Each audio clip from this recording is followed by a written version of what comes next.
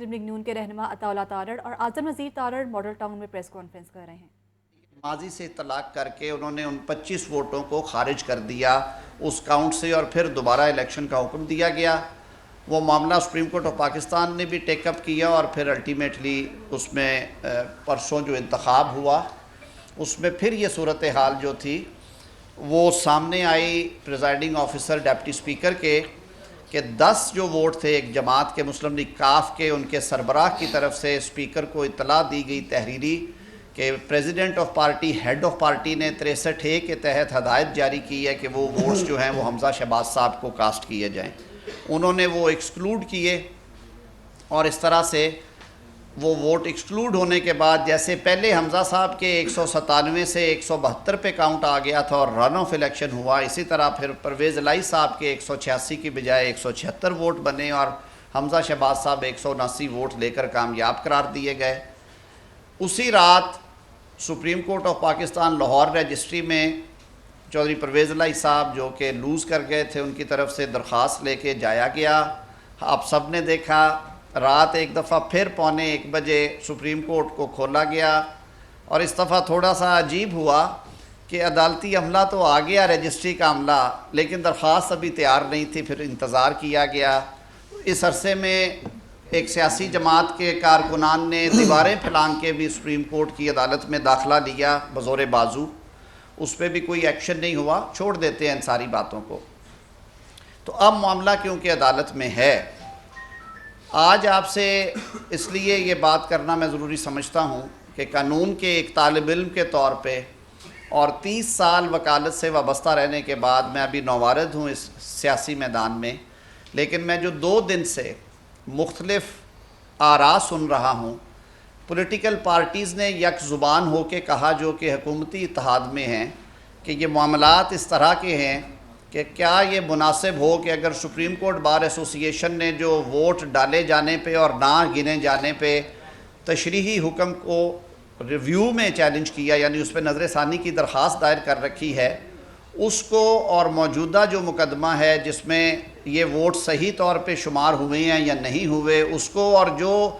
پہلے ممبران D set ہوئے ہیں اس میں ان کی اپیلیں سپریم کورٹ میں پڑی ہیں، یہ ایک دوسرے سے جڑے ہوئے مقدمات ہیں۔ اور سب سے جو بنیادی مقدمہ ہے وہ آرٹیکل 63A کی تشریح کا مقدمہ ہے، جس سے یہ سارے معاملات حل ہوتے ہیں۔ تو یہ مطالبہ کیا گیا کہ اس کے لیے فل کورٹ یہ مقدمات سنیں اور انہیں یکجا کر کے سنا جائے، تاکہ ملک کو اس آئینی بحران سے ونس اینڈ فار آل نکال دیا جائے۔ بات یہاں پہ نہیں رکی، سول سوسائٹی کی طرف سے بھی یہ مطالبہ آیا کہ ہاں سیاسی نوعیت کے اور اہم آئینی نوعیت کے جو مقدمات ہیں ان کے لیے لارجر بینچ یا فل کورٹ کی آپشن ہونی چاہیے، تاکہ انصاف ہوتا ہوا نظر آئے۔ اور پھر جو کلیکٹیو وزڈم کی بات ہے، سپریم کورٹ جناب چیف جسٹس اور دیگر تمام جج صاحبان پہ مشتمل ہے۔ جب ہم سپریم کورٹ کا ذکر کرتے ہیں تو وہ 17 رکنی یا 12 رکنی یا 13 رکنی عدالت ہے جو کہ بینچ پہ موجود جج صاحبان ہیں۔ آج میرے یہاں پہ آنے کا ایک مقصد یہ بھی تھا کہ آپ دوستوں سے مخاطب ہو کے آپ کے سوال جواب بھی اور کچھ اور چیزیں وہ بھی آپ سے باتیں کرنی ہیں۔ آج سپریم کورٹ بار ایسوسی ایشن کے 5 سابقہ صدور جو کہ بہت اچھے وکیل اور بار کے معتبر رہنما ہیں، جناب لطیف آفریدی صاحب، جناب یاسین آزاد صاحب، جناب فضل حق عباسی صاحب، کامران مرتضیٰ صاحب اور سید کلب حسن صاحب نے بھی یہی مطالبہ دہرایا ہے۔ سپریم کورٹ بار ایسوسی ایشن کے سربراہ جناب احسن بھون صاحب، جن کی یہ ریویو اپلیکیشن ہے، اور پاکستان بار کونسل کے وائس چیئرمین حفیظ الرحمان چودھری صاحب نے بھی بیان جاری کیا ہے اپنے اداروں کی طرف سے کہ یہ معاملہ اس طرح کا نازک اور سنجیدہ معاملہ ہے،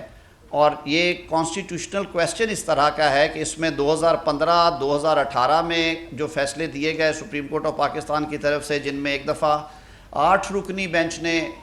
تشریح کی تھی آرٹیکل 63A کی، لگتا ہے کہ اس فیصلے میں اس کو بھی کسی حد تک نظر انداز کیا گیا ہے۔ تو کیونکہ 8 رکنی 5 رکنی بینچ پہلے بھی اس پہ بیٹھ چکے ہیں، تو کیا ہی بہتر ہو اور یہ قرینِ انصاف ہوگا کہ اگر اس پہ فل کورٹ بیٹھے اور فیصلہ کرے۔ پھر جو درخواست اس وقت چل رہی ہے اس پہ جو فریقین ہیں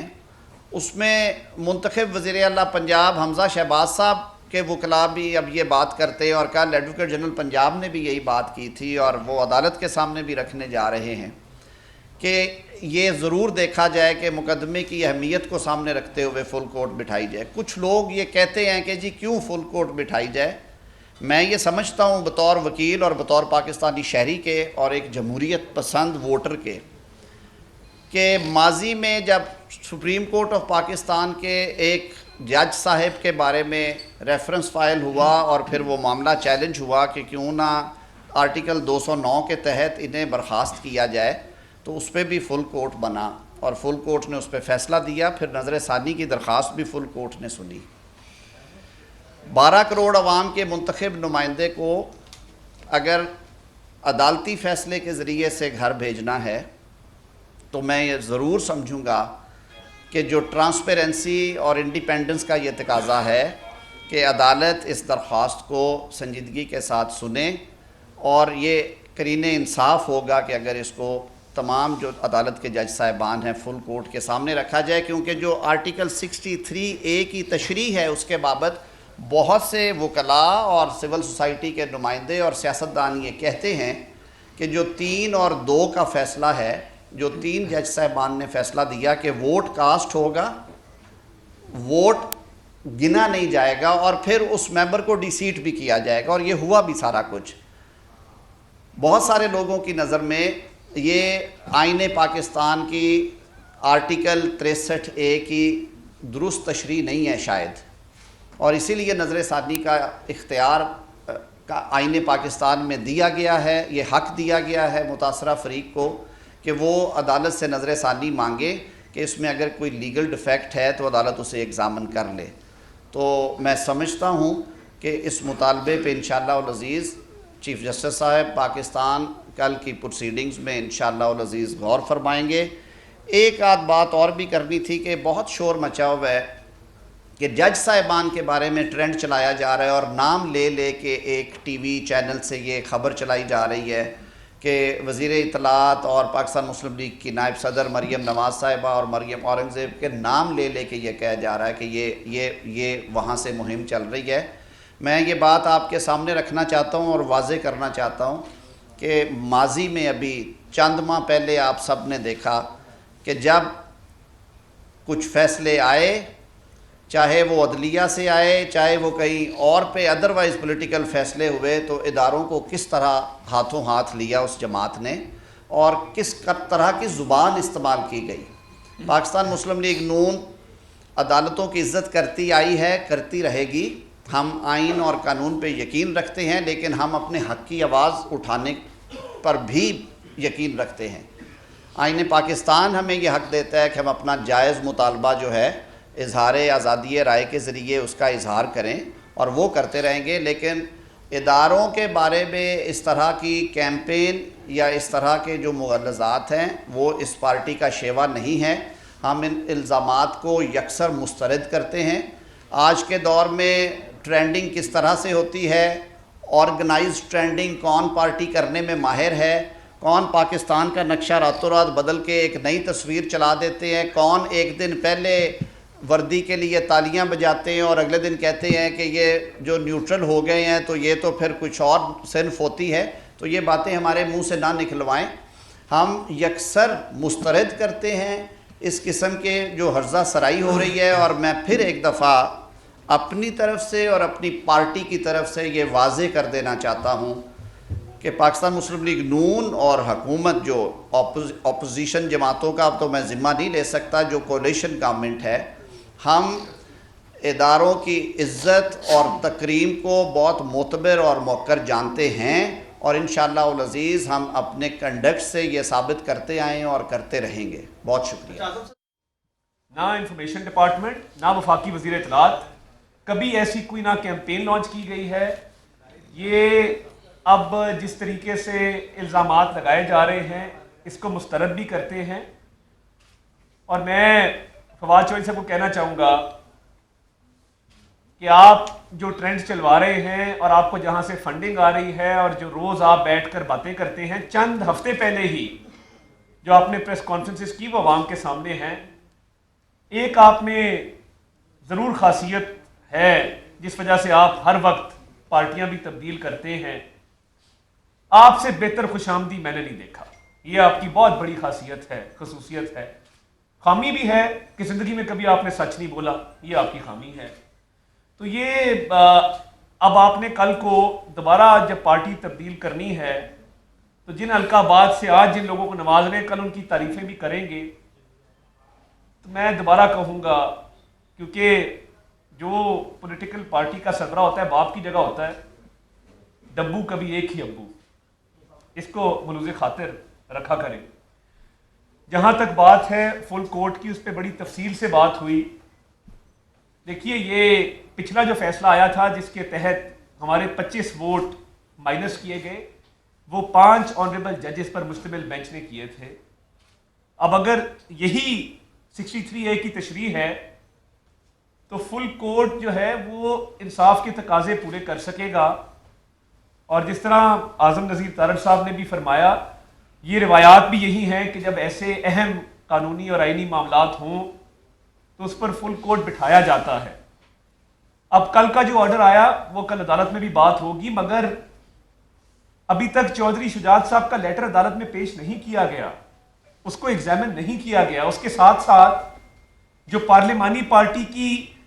پی ٹی آئی کی ہدایت تھی، پی ٹی آئی کا لیٹر موجود ہے اسد عمر صاحب کا، آن ریکارڈ ہے، اس میں لکھا ہے کہ عمران خان صاحب کی ہدایت ہے کہ پرویز الہی صاحب کو ووٹ ڈالا جائے. اس لیٹر کی بنیاد پہ ہمارے 25 لوگوں کے ووٹ کاؤنٹ نہیں کیے گئے. وہاں پہ کہاں گئی پارلیمانی پارٹی کی میٹنگ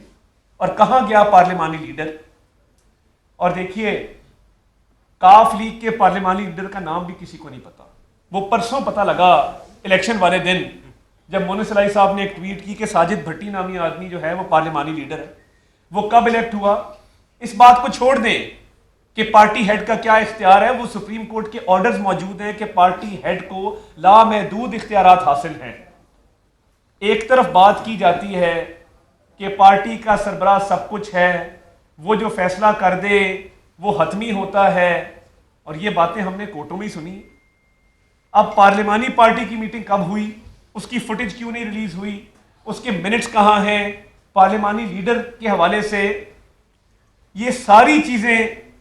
بڑی غور طلب ہیں کہ 21 تاریخ کو پارلیمانی پارٹی کا اجلاس کلیم کیا جا رہا ہے کہ ہوا تھا. الیکشن چل رہا ہے مارچ سے، اپریل 16 کو الیکشن ہوتا ہے. تو کیا آپ کو خیال نہیں آیا پارلیمانی پارٹی کا اجلاس کرنے کا؟ اور پچھلی دفعہ پرویز الہی صاحب نے 0 ووٹس لیے تھے ہمارے 197 کے مقابلے میں. تو کیا اس وقت پارٹی ڈائریکشن موجود نہیں تھی کہ آپ پرویز الہی صاحب کو ووٹ دیں؟ اور کیا ووٹ نہ دینے والے اراکین انہوں نے انحراف نہیں کیا؟ تو یہ بڑے پیچیدہ معاملات ہیں جو میں سمجھتا ہوں کہ غور طلب بھی ہیں، اور اس پہ فل کورٹ کا مطالبہ اب سول سوسائٹی بھی کر رہی ہے، وکلا بھی کر رہے ہیں، ہر طرف سے یہ مطالبہ آ رہا ہے. تو اگر یہ مطالبہ ہر طرف سے آ رہا ہے، پی ڈی ایم نے بھی اس کا اعلان کیا ہے، تو اس میں حرج کوئی نہیں ہے کہ ایک فل کورٹ جو ہے وہ اس معاملے پر بٹھایا جائے، اس کا فیصلہ کر لیا جائے. کیونکہ یہ اپنی جگہ حقیقت ہے کہ پچھلے سپریم کورٹ کے فیصلے میں یہ بات لکھی گئی تھی کہ پارٹی ہیڈ کی جو رائے ہوتی ہے، جو اس کا فیصلہ ہوتا ہے، وہ حتمی ہوتا ہے. اب پارلیمانی پارٹی کے نہ اجلاس کو دیکھا گیا، نہ اس کے لیٹر کو دیکھا گیا، نہ ڈائریکشن کو دیکھا گیا.